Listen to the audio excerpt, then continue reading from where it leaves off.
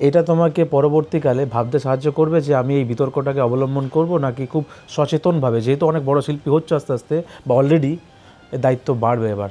অবশ্যই বাড়বে, কারণ শুধুমাত্র আমরা আমাদের জিনিসটা মানে যেটা এই ফুল অ্যাক্টার পেছনে আমার একটা জিনিস যেটা আমার আমার মনে হলো বা আমরা বুঝলাম, ফুল অ্যাক্টার পাবলিসিটি বা ভাইরাল ট্রোল যাই হোক না কেন আমরা সবটাই দেখাবো, কিন্তু ওই যে কথাটা যে দর্শক এখনো পর্যন্ত সত্যটাকে সত্য বলতে শেখেনি। মানে যদি সত্যটাকে সত্যই বলতে শিখতো তাহলে অনেক দিন আগে অভয়ার বিচার হয়ে যেত। যে কেসটা হয়েছিল সেটার বিচার এখনো কিন্তু কেউ পায়নি, পাবেও না আমার যেটা মনে হয়।